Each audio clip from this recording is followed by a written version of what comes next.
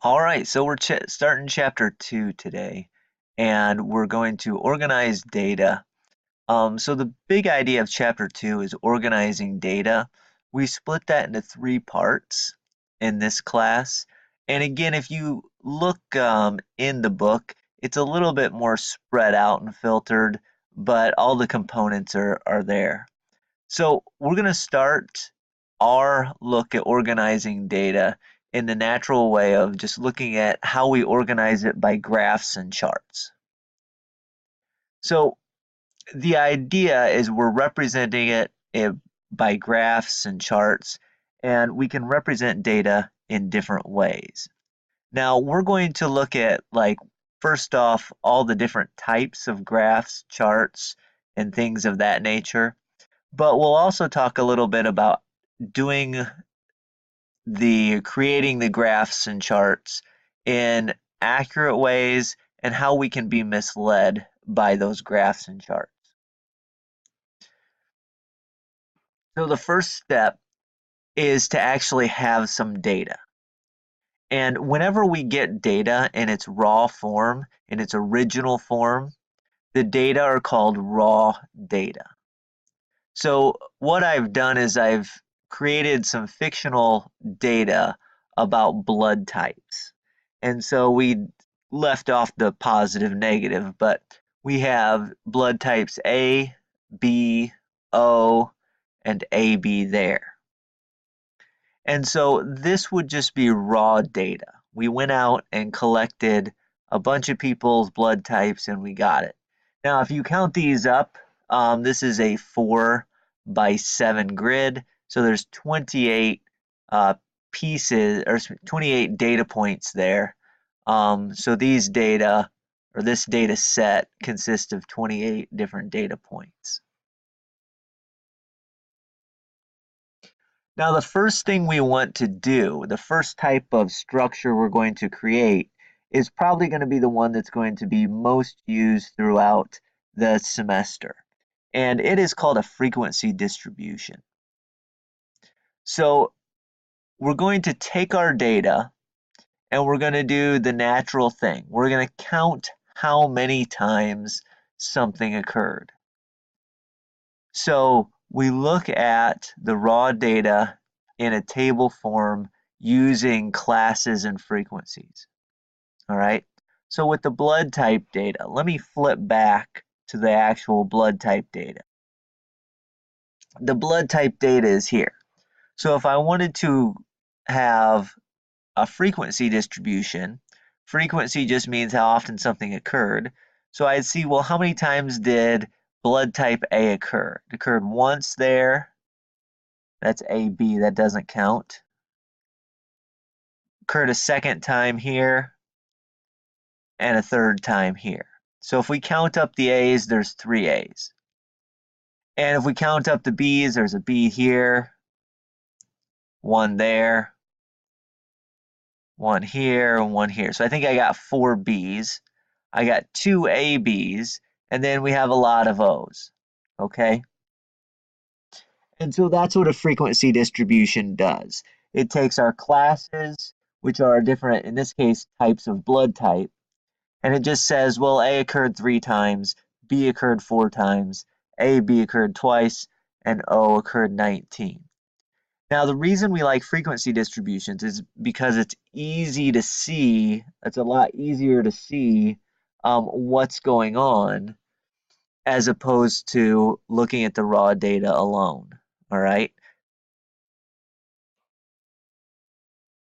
Now, many times what's going to happen with a frequency distribution is you might see some other columns. You might see, for instance, a tally column or a cumulative frequency column or a percentage column. Again, these things are all pretty self-explanatory, but I'll just mention what they are. Tally columns, right? When you count, if you're counting, we're going to make a slash for each time I see the letter A. Percentage, well, there's 3 out of a total of 28. That turns into 10.714%, roughly speaking. And then the cumulative column, you'll see usually on qualitative data, you don't see a whole lot of cumulative rows, or excuse me, cumulative columns. But on this one we did. Cumulative just means I'm going to take it, how many times B occurred, and the things above it. Again, you don't see it very often on qualitative data like this, but the cumulative score of 9 for AB would count the 2 here, and then the 4, and then the 3. So that's the idea of a frequency distribution. So this is a frequency distribution. At minimum, you just need classes and frequencies, okay? But a lot of times you see this with other pieces, with other columns. So here's what I'd like you to do. Think about this example. Let's say I took a bunch of people and I surveyed them as they were walking out of a grocery store. And I looked at and measured how much each person weighed, okay? So we have a whole different range of weights here. In fact, this is a 4x5 grid, so there's 20 people that I surveyed. Again, this is fictional data. But we have people's weights as they walk out of the grocery store. So how would I create a frequency distribution with this? One thing to note is that if you look at all these numbers, we don't have a lot of repeating. So if I would have done a frequency distribution where I just list out all the numbers that occurred, you'd see basically almost all ones, which doesn't tell us a whole lot. So what we would like to do is we'd like to group some numbers into categories. So we're going to create categories that encompass ranges of numbers, all right? So when we have quantitative data, we might want to break things into categories. Again, especially if you have a lot of, ones around. So what I've done here is I've created a frequency distribution from the weights data. And if you notice on the left, the class categories, I go from 0 to 49 as my first class. That's a jump of 50 units. Notice that the next jump is also 50 units, and the next jump is also 50 units. We want to make the distance between our first and last value, the range, be the same size for each of the categories. You can mislead in lots of ways if you don't do that, all right? But basically we have these classes, we have frequencies, and you can see some other stuff. But the important thing is we have classes, frequencies, and we wanted to make the range of each class be the same. Now, there are situations in which there's, some sort of a qualitative factor that would overpower you wanting to make the classes the same range. For instance, if we're talking about tax brackets, the tax brackets are based on income, but those aren't evenly spread out. So maybe there's some sort of a, jumps that look odd inside the tax bracket. But for the most part, with quantitative data, when I make those classes, we want to make each range of the class be the same. So here's what I'd like you to do. I'd like you to pause the video and come up with some sort of a frequency distribution for car speeds. Frequency distribution for the data here. The data here are car speeds as they drove by the college. So we pretend we have a radar gun and 21 different cars as they drove by the college had these various speeds. And so we make a frequency distribution with this quantitative data.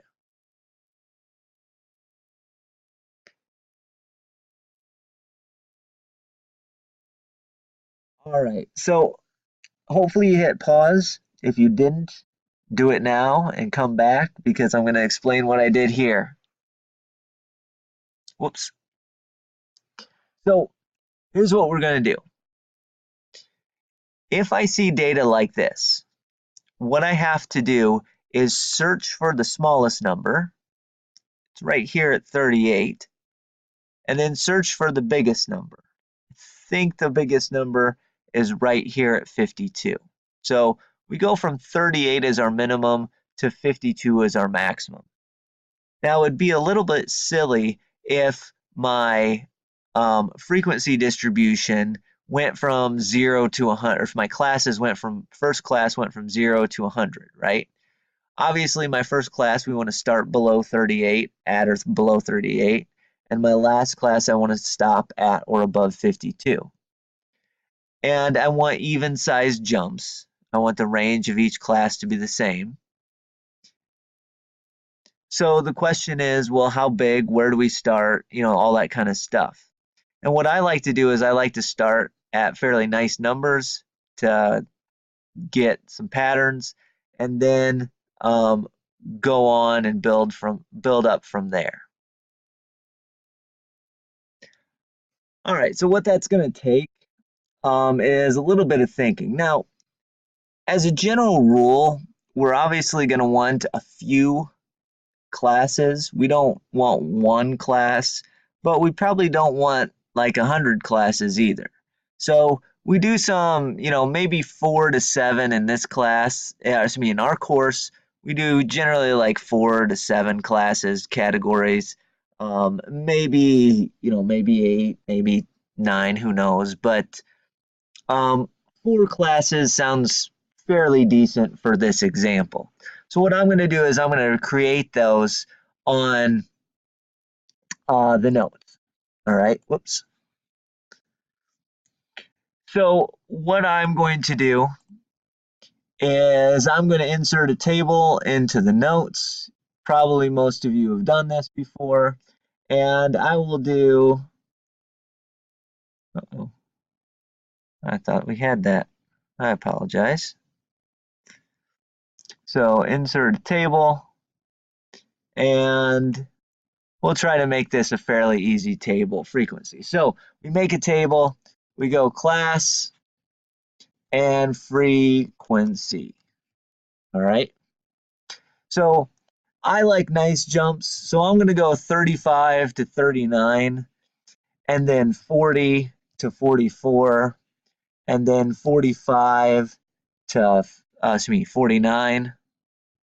So I'm jumping by jumps of 5, and if we do this starting at 35, then it's fairly obvious that, you know, we're going to need 4 classes in order to get up to being past 52. All right. And I chose 45 jumps of 5 because that was kind of a nice number. We all can kind of count by 5s pretty easy, hopefully anyways. So we go 35 to 39, that's our class, and then I just go up to the raw data and I count. The only one in the 30s is that 38 right there. So frequency is simply 1. 40 to 44, well, if we count it, we go 1, 2, 3, 4, 5, 6, 7, 8, 9, 10, 11, 12. I missed one. I think there's 13. 1, 2, 3, 4, 5, 6, 7, 8, 10, 11, 12, 13. So I got 13 when I counted thing. By the way, if you were to put 12 in, what we're going to see is that, well, 45 to 49, you're going to count, and you should end up with, whoops, to move my cursor, you should end up with 5 different numbers between 45 and 49.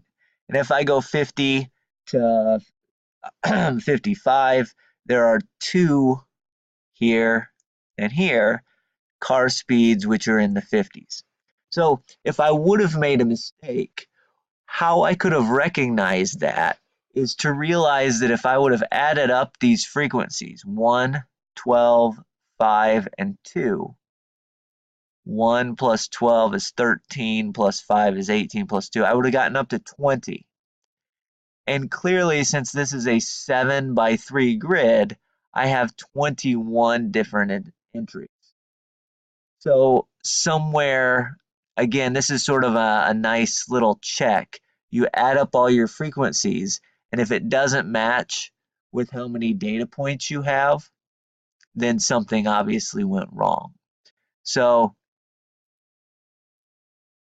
when we recounted, we got the correct count of 13. And that's all we need to have a frequency distribution. All right, classes and frequencies.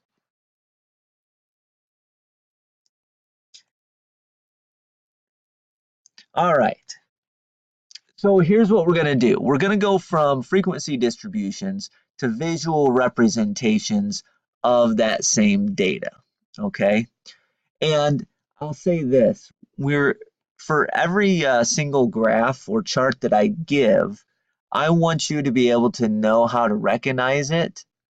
And for most of them, you should be able to create them, okay?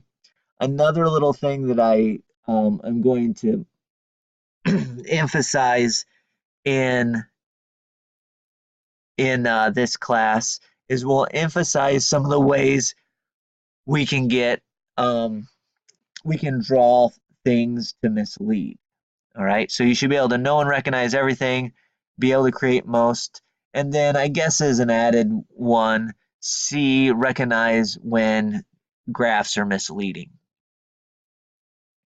So the book starts out dealing with line and bar graphs, okay? We should have all probably seen line and bar graphs at some point in our lives.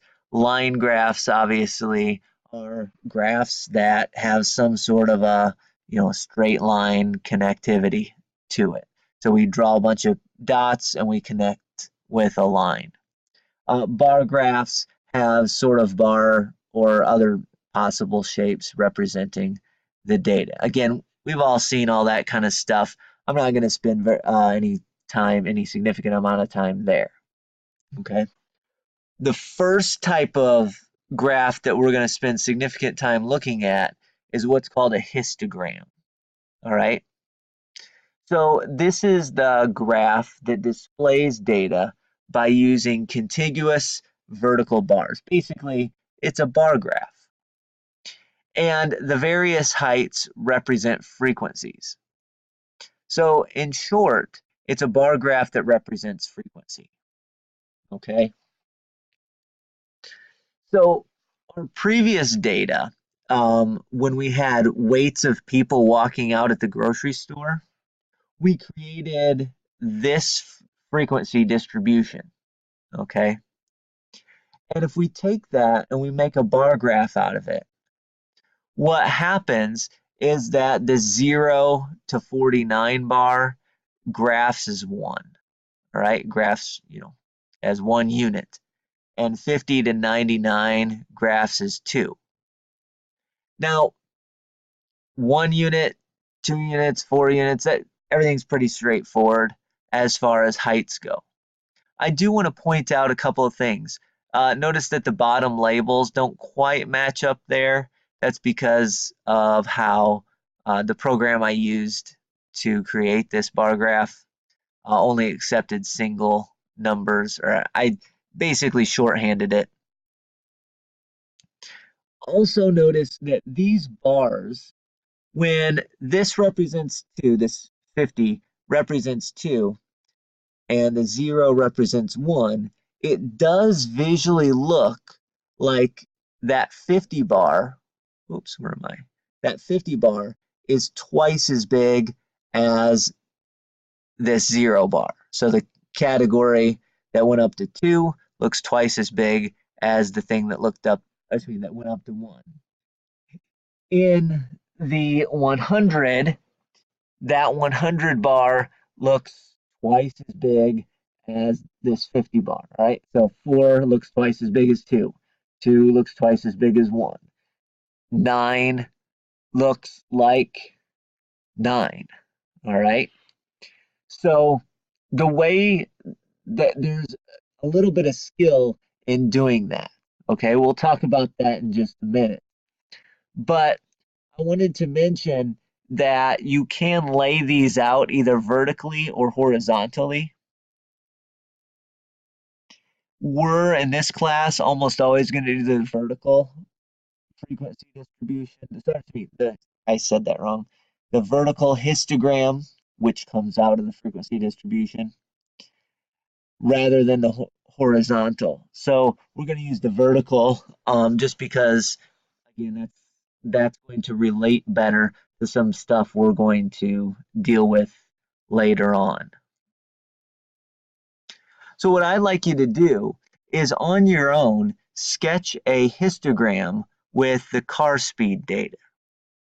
And I'd like you to pause the video and then come back and see how we did that.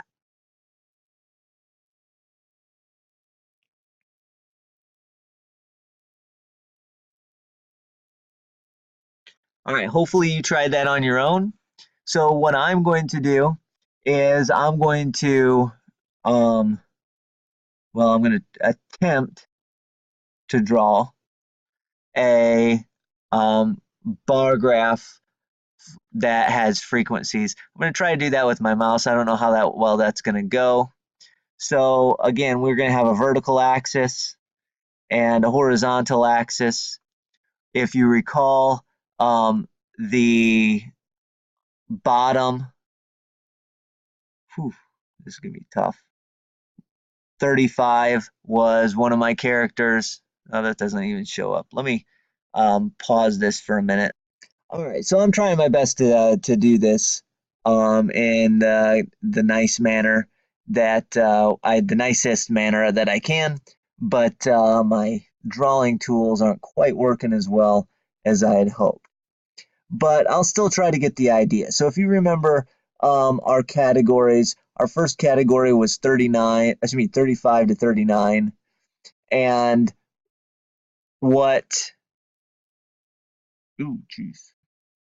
our next category was 40 to 44.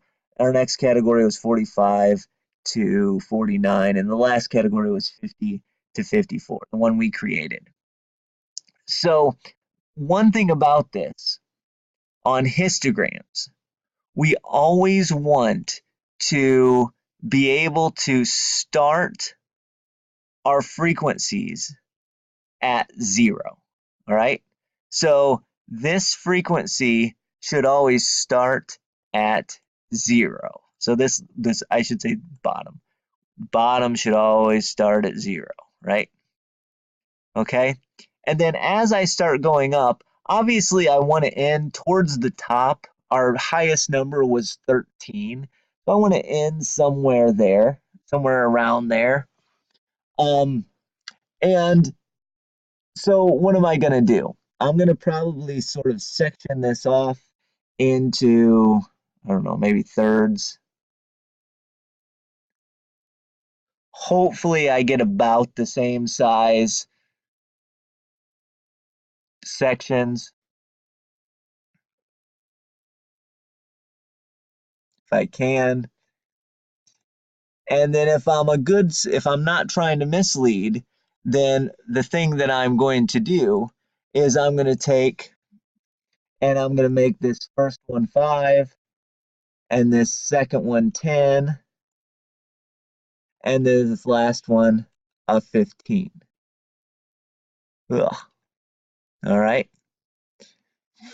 And so what we've done is on our y-axis, I've labeled these in a way where I start at 0 and I have even size jumps. That's the correct way to do this. I don't want to label this. I don't want to have a line where I first go to 0 and then because my categories were 1, so because I had a 1, a 2, a 5. You know, you don't want to do this kind of stuff. Ugh, really bad. And the next one 13, because that's going to give you everything out of proportion when you actually draw your bars. Okay, so let's see if I can erase all those types of things. Great, messed the whole thing up. All right, so we're going to redraw this thing. Whoops, I don't want to do that thick. Erase that too. Line, go 8. All right, so I want my y-axis to be as straight as possible, my x-axis to be as straight as possible, then labels on the lowercase here. We'll start my first category, 35 to 39. I'll try to do this a little bit more precisely than I did last time. Second category is going to be 40 to 44. Third category is going to be, did that a little bad, 45 to 49. And my last category was 50 to 54, if you recall. All right, so we're going to make some tick marks. We're going to make our 0. Oh, I'm freehanded that. And then, like we did before, 5. Try to make it about evenly spaced. 10. Evenly spaced. 10. Okay. Again, I'm not going to be thrown off. If you're doing this freehand on the test, it's a lot easier to draw than drawing it on the computer. So hopefully things work out for you. So 5, oops, 10, 15, and as always, start at 0, right? Okay, and so from that point on, we're just going to draw basic bars. Our 30 to 39 was a bar which should have been about 1 high. Okay.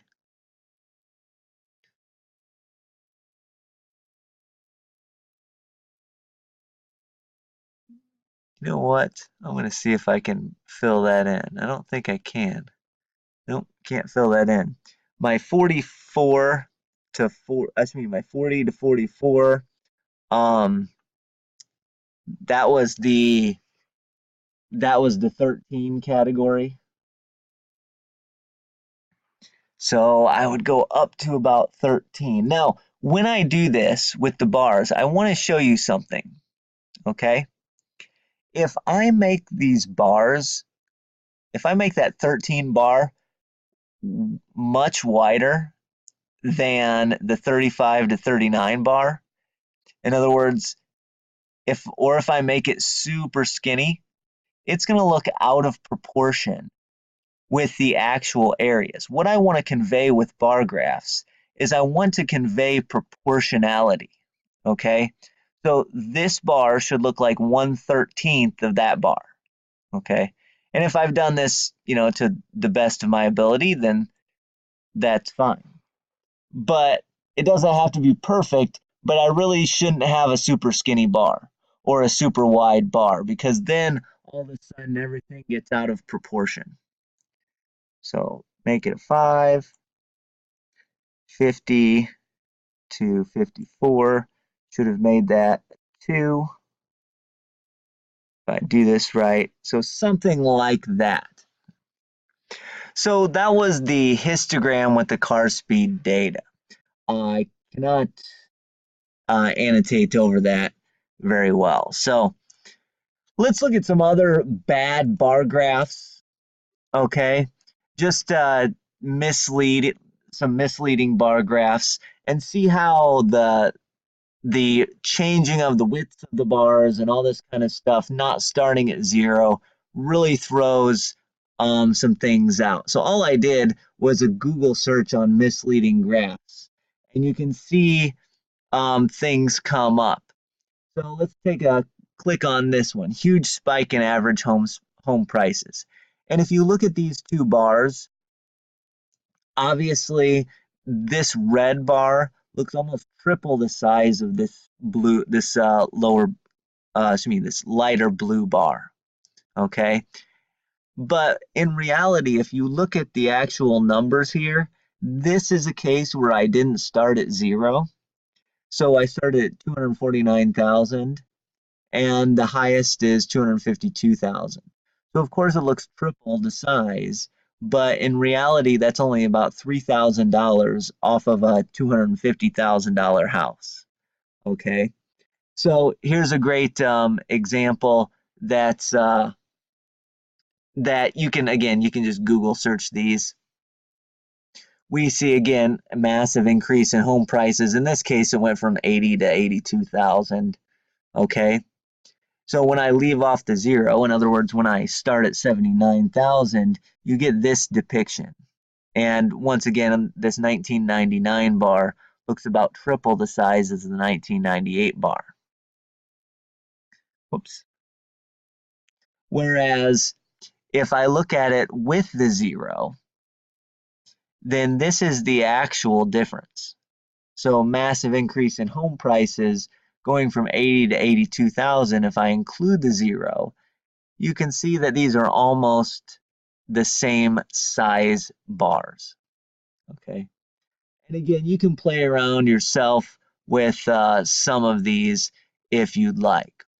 One of the ones I like to use or to look at in terms of misleading graphs is the if I can find it here, maybe I'll pause this.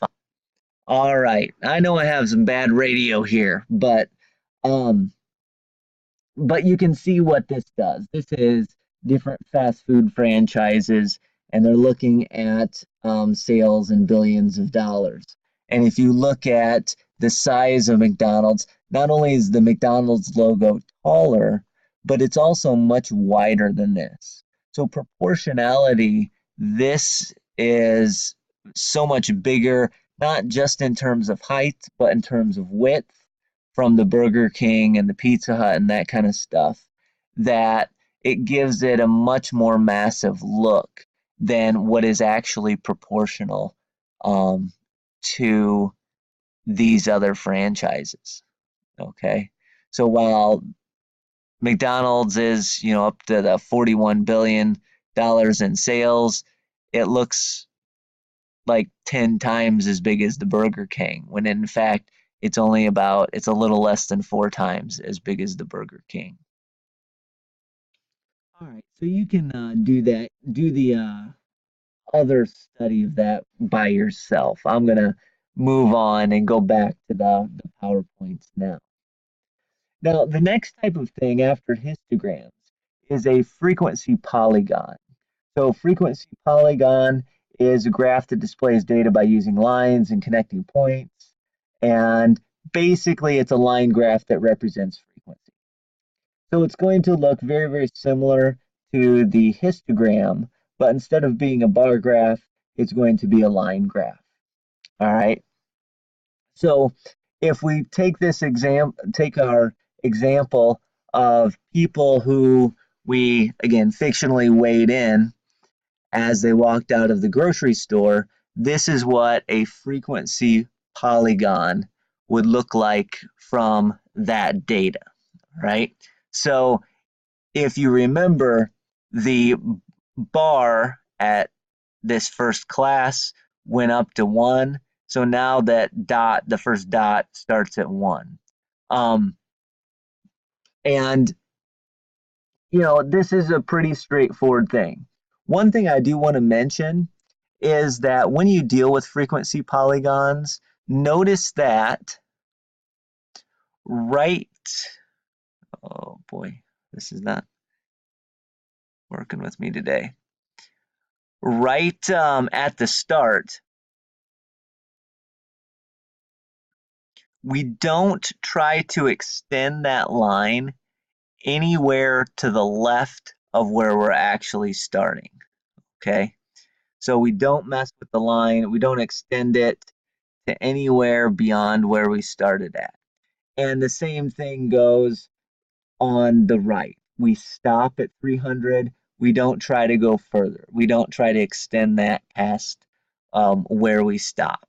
So we start at 0, we end at 300, and we don't go further. Also, these are all straight lines. We don't want to do squiggly or curve lines. We don't want to try to connect this whole thing via, smooth curves. Just make them straight lines. Straight lines is why it's called a polygon.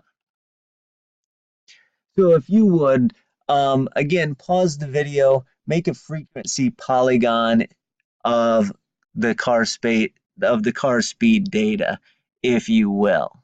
All right. So go ahead and pause the video. All right. Hopefully you did that. I'm not going to draw that, or I'm not going to attempt to draw that. You can imagine what that would look like. If you do have questions, come into the math lab, come see me. But I'm not going to try to embarrass myself by drawing another graph using my my mouse. All right. I was trying to get a different computer to try to draw on the screen, but didn't work out this semester. So hopefully in future things I will be able to draw a little bit better freehand on the screen. All right. Now, another type of bar graph is what's called a Pareto chart. Okay.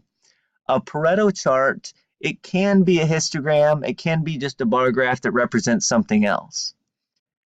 But the key thing about Pareto charts is that the way they're organized is by bar height. So we either start with the highest bar and go to the lowest bar, or we start with the lowest bar and go to the highest bar.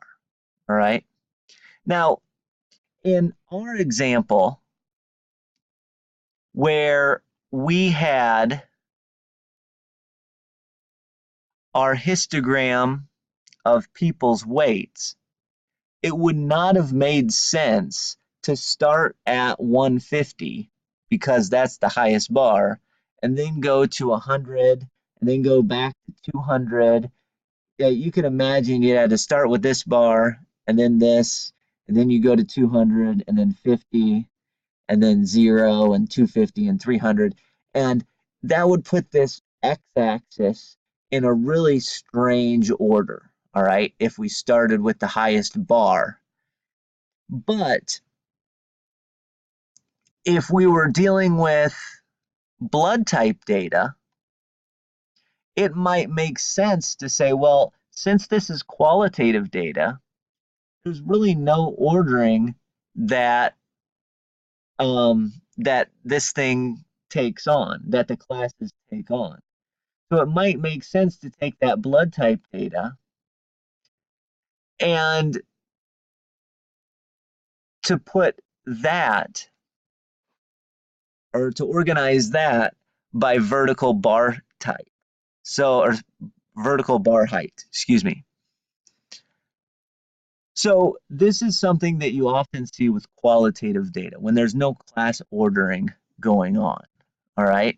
So again, Pareto chart using this data would either look like the one on the left or the one on the right. Okay. We go from least to greatest on the left. We go from greatest to least on the right there. All right. So that's pretty straightforward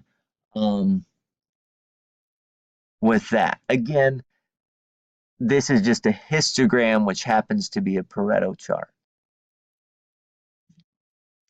Now, another type of graph that we should know is what's called a time series graph.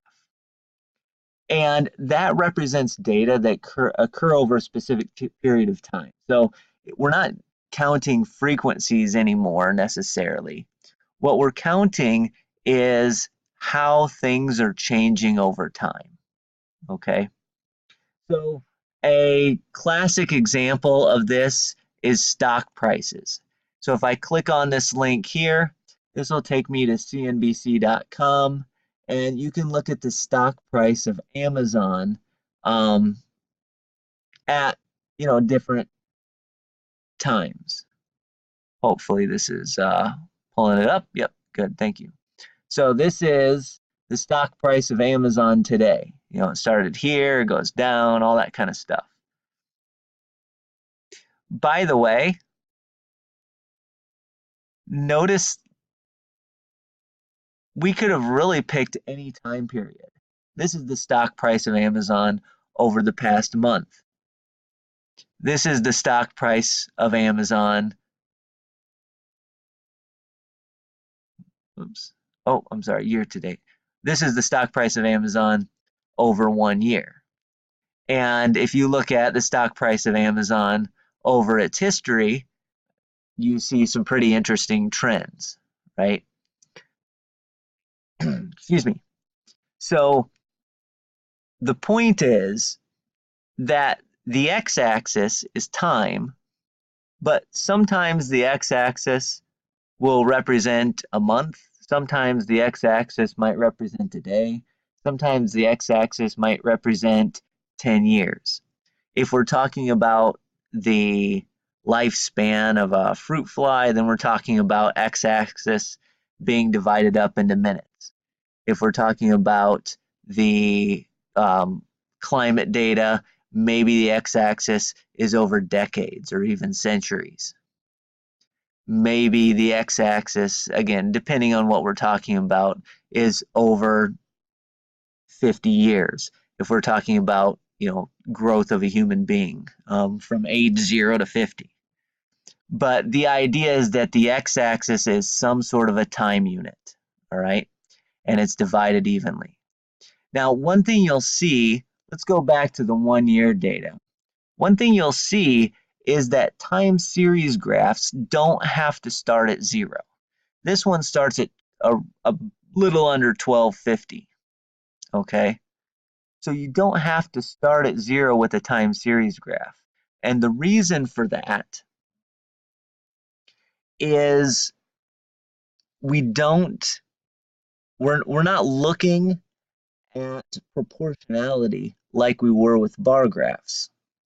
What we're looking at as time series graphs is change over time. So because we care about change over time and not proportionality, it's okay not to start at 0, but to look at, patterns of ups and downs and those types of things. All right.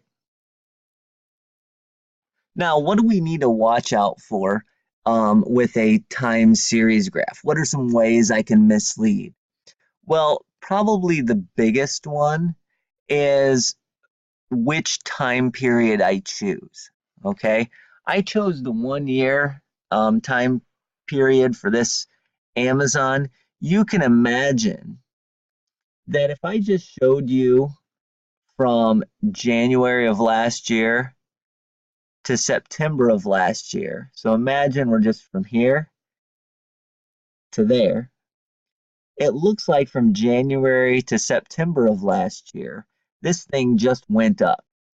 So if you sort of ignore what's on the right there, then you imagine maybe the Amazon stock price goes up like that all the time, okay?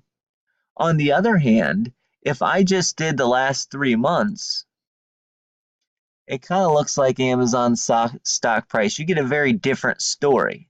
Looks like it's going down a little bit, actually, over the last 3 months. So be very careful about where people have chosen to start their time series graphs. Oftentimes, people will choose to start their time series graph at the place that's most beneficial. So if I'm somebody who's really concerned about polar bears, maybe I start my count of how many the polar bear population at a time when I knew it was the greatest. Or if I'm somebody who doesn't care about polar bears, maybe I do the same sort of analysis and I look at polar bear populations, but instead of starting at the time where it's the greatest, I start at a low year for the number of polar bears in the United States. So be very, very careful of that. Be very, very careful of when things start. All right, the time period. Now, one that we've all seen before is a pie graph or a pie chart. All right, it's just some circular representation of data. I want to point out that this only makes sense when we're speaking about parts of a whole. We do not want categories to overlap either, because then it doesn't, the pieces of the pie might not add up to 100%. So we want our pieces to add up to 100%. We want each of those pieces to be part of a whole. And for that to happen, those categories cannot overlap. So if we look at our blood type data, we can create a pie graph or a pie chart of blood type data. By the way, I keep saying pie graph or pie chart because some people use pie graph, others use pie chart. So you can see the pie graph or pie chart of the blood type data. O had the majority, and B had about 14%, A had about 11%, AB had about 7%. 2 out of the 28 surveyed had AB blood type, if you recall. All right.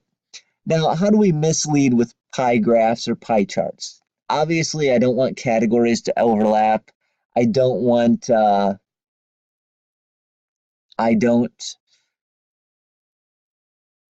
things not to add up to 100%. There's two big ways to mislead with pie graphs or pie charts. The first way I can sort of demonstrate here. All right. Some people will make these pie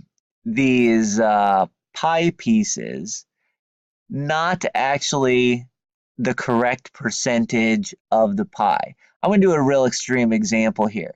So what if I did something, oh boy, that's not good. What if I did something like creating a red pie piece where that stood for 7% of the pie. And then I made another pie piece where that stood for 11% of the pie.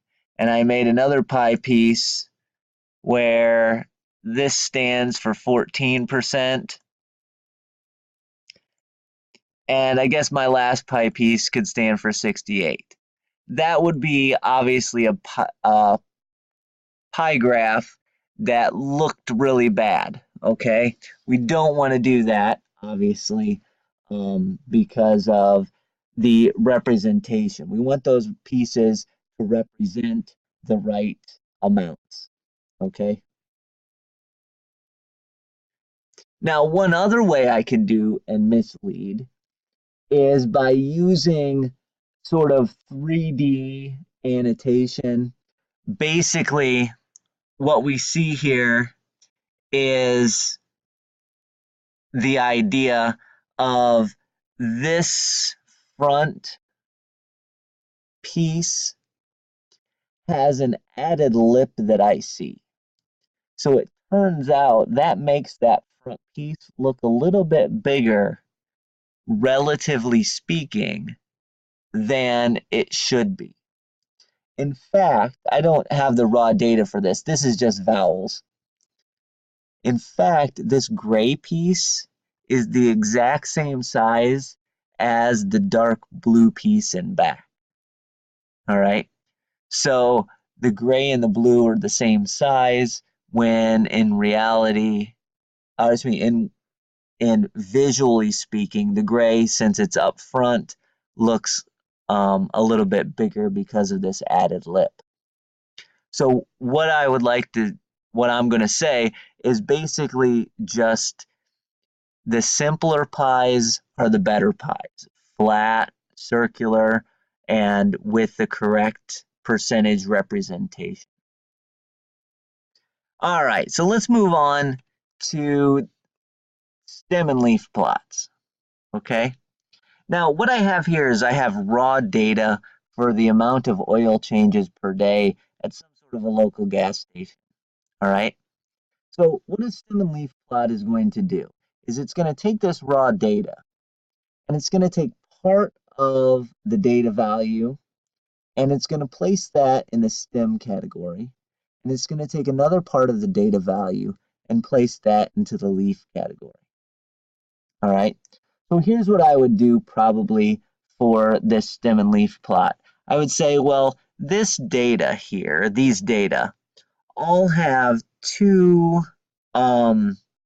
significant digits. It has a tens unit and a ones unit. So for instance, 27 has the tens unit of 2 and the ones unit of 7. All right. And so what I would do is I'd say, well, the tens unit is the bigger unit. So I'll make that the stem. And the ones unit is the leaf.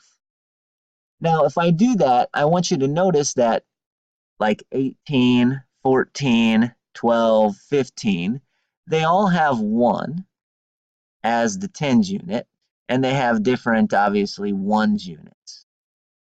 So what I'm going to do is I'm going to place a stem of 1 in a table, and with that stem of 1, I'm going to put the values 2, 4, 5, and 8. And if I do that for all of the data, I get a stem and leaf plot that looks like this. My stems, my tens units, are 1, 2, and 3. And for the leaf, for the stem of 1, it has leaves of 2, 4, 5, and 8. Similarly, the stem of 2 has 0, 2, 3, 7, 7, 9. By the way, notice that I did repeat the 7 there. If you have two data values that are the same, we're going to repeat their stems. So I had two 27s, so I wrote a 2 in the stem spot, and I made sure I had 2 leaves that were both 7s. Okay. Similarly speaking, you always include a 0 if you have a 20 or a 30 like I did.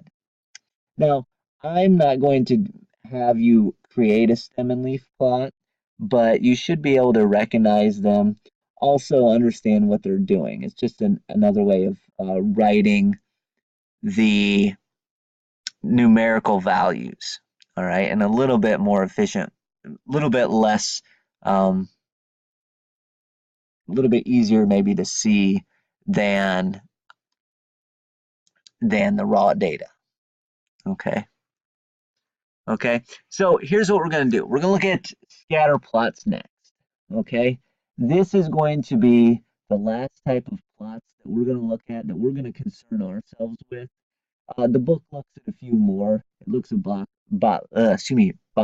plots and things like that in later sections, but what we're going to do is we're going to end with scatter plots. Now, what scatter plots are, it's basically a plot, an XY axis, that has a bunch of scattered points, all right? So it's a plot of points. Now, these points are coming from different individuals within a population, all right? And how we know where to put each point is that each point is going to have each individual in our population, we're going to measure two variables, two types of data. on each individual. All right. One of those types of data will be our X value. The other type of data will be our Y value. For instance, if I took and I looked at my population being people in this class, I could have taken their heights as the X value and their weights as the Y value. And then I'd have a proper, I say proper, then I'd have just an ordered pair with height, comma, weight. And I could plot that ordered pair on the XY axis, the Euclidean plane. All right. So here's what I'm going to do. I'm going to take some actual data that you can look up if you'd like, that came from the U.S. Department of Agriculture and the National Highway Traffic and Safety Administration. And I'm going to let my population, or my sample, be the years from 1996 to the year 2000.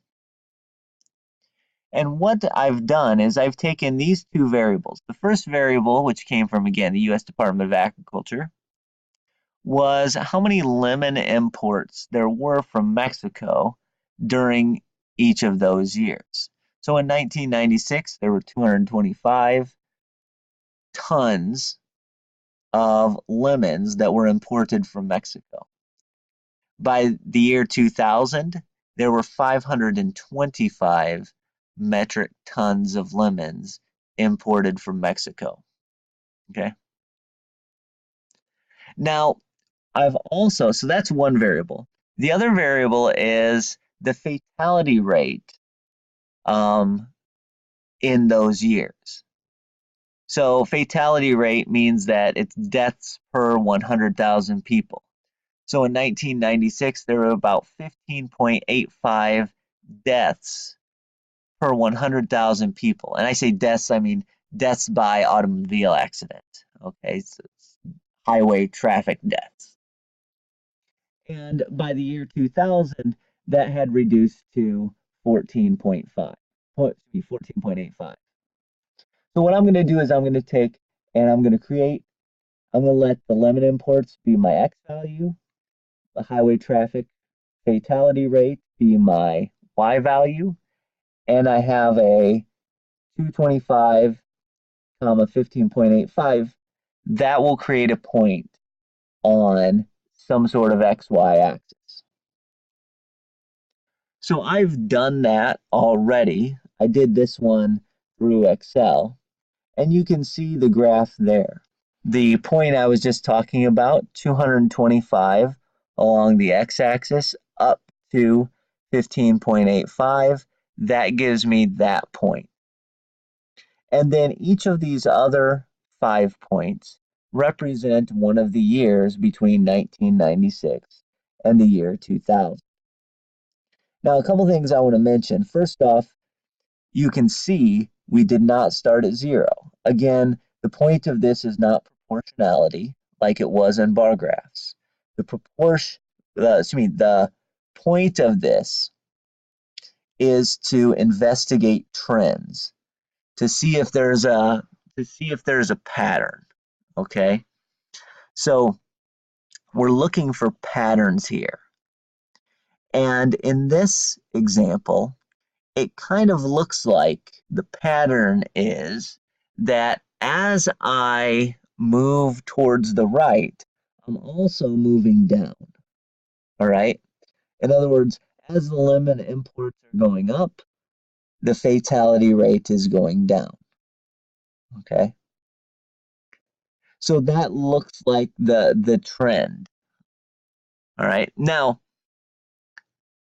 I pull this example, right?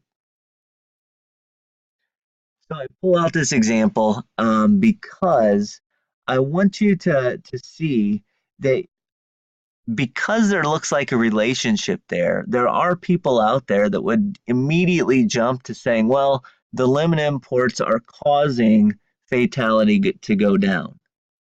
That's probably obviously not the case, right? limit imports and highway traffic fatality rates probably don't have sort of a one-to-one relationship with each other, okay?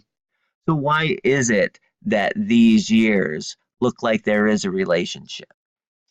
And that kind of takes me to the next thing. How can we mislead, right? So again, scatter plots, we're looking for relationships, but I can mislead in a variety of ways. One of the main points I can mislead with is that I can mislead by only sampling a few individuals. In this case, I only had 5 years, okay? And 5 years, sometimes that's a trend, sometimes that's not a trend, okay? And maybe if I'm really nefarious, I can not just sample only a few, but I can sample a few that already match up to what I'm hoping to come up with. In other words, the conclusion I'm hoping to come up with. So if I was really invested in making it seem that limit imports had some sort of impact on car crashes, then obviously I can, just pick the years that give me a good relationship there. Okay. So you can mislead by only sampling a few and then sort of cherry picking which individuals go in that sample. Another thing, there may be a relationship there, but it may be caused by something else. So we always have to understand a sort of our data within a broader context. So for instance, limit imports and highway fatality rates over those years, they look to be sort of related, but what's going on? It's probably, other factors. It's probably other factors. During that time from 1996 to 2000, that was a time right after the NAFTA bill was passed, and it made it a lot easier to trade with Mexico. So our lemon imports sort of drastically went up during that time. The highway fatality deaths going down at that point in time, well, maybe it was seatbelt laws. Maybe it was better, safer cars. Cars, again, are generally speaking getting better all the time. Better, safer, more safety equipment. Back before 1996, seat belts.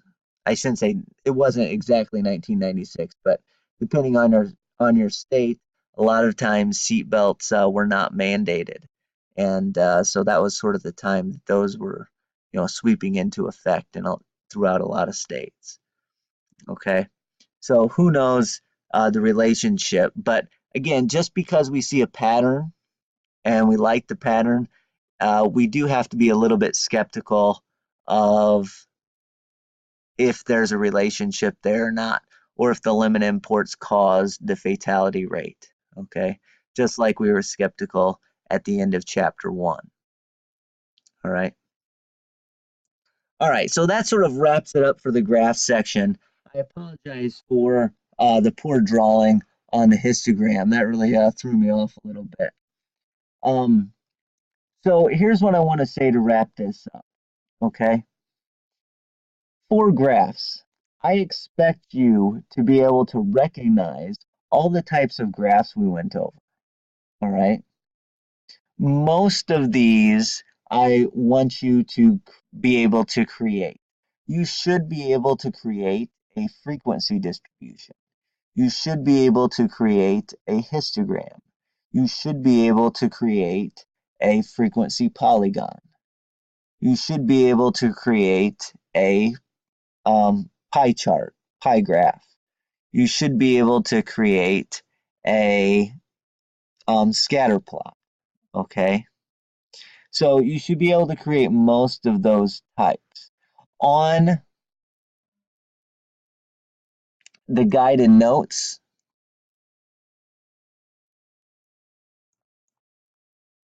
I'm scrolling down to it. It lists out which one of those I would expect you to create. Create frequency distributions, histograms, frequency polygons, pie charts or pie graphs, and scatter plots. So what that means is, like a time series graph, you should be able to recognize that, but I wouldn't ask you to actually create a time series graph. Same thing with the stem and leaf. You should be able to recognize what a stem and leaf plot is, but I am not going to mandate that you create it. Okay. And then lastly, I want you to recognize some of the big problems with our standard graphs, like line graphs and bar graphs. We should be able to recognize that bar graphs, we should be representing things proportionally.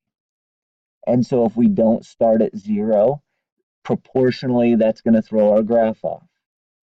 If our bars aren't the same width, proportionally that's going to throw our graph off. Time series graph, we want to get at the overall trends over time. And so what this requires us to do is we don't care if it starts at 0. What we care about is, when does the time start, when does the time stop, and which portion of the time are you cutting off? Are you cutting it off at a convenient to your case, or are you cutting it off at some random time?